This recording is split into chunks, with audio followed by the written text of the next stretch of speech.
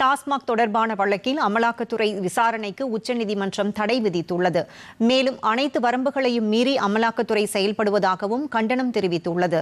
சென்னை எழும்பூரில் உள்ள டாஸ்மாக் தலைமை அலுவலகத்தில் கடந்த மாதம் அமலாக்கத்துறை அதிகாரிகள் சோதனை நடத்தினர். அப்போது 1000 கோடி ரூபாய் அளவுக்கு முறைகேடு நடந்திருப்பதாக அதிகாரிகள் தெரிவித்தனர்.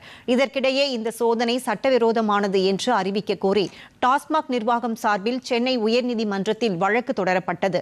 இந்த வழக்குகளை உயர்நீதிமன்றம் தள்ளுபடி செய்ததை அடுத்து உச்சநீதிமன்றத்தில் மேல்முறையீடு செய்யப்பட்டது. இந்த மனு தலைமை நீதிபதி BR கவாய் தலைமையிலான அமர்வு முன்பு இன்று விசாரணைக்கு வந்தது. அப்போது டாஸ்மாக் வழக்கில் அமலாக்கத்துறை வரம்பு மீறி நடப்பதாக கூறிய நீதிபதிகள், முறைகேடு நடந்தது என்றால் சம்பந்தப்பட்ட தனிநபர்களுக்கு எதிராக வழக்கு பதிவு செய்து விசாரணை நடத்தலாம் என்று கூறினர். டாஸ்மாக் வழக்கில் கூட்டாட்சி தத்துவத்தை மீறும் வகையில் அமலாக்கத்துறை செயல்பட்டுள்ளதாக தெரிவித்த நீதிபதிகள், நிதி சார்ந்த முறைகேடு எங்கு நடைபெற்றுள்ளது என அமலாக்கத்துறை கூற முடியுமா என்றும் கேள்வி எழுப்பினர். தனிநபர்கள் செய்த விதிமீறலுக்காக ஒரு நிர்வாகத்தின் மீது நடவடிக்கை எடுப்பதா என கேட்ட நீதிபதிகள், டாஸ்மாக் வழக்கில் அமலாக்கத்துறை விசாரணைக்கு தடை விதித்தனர்.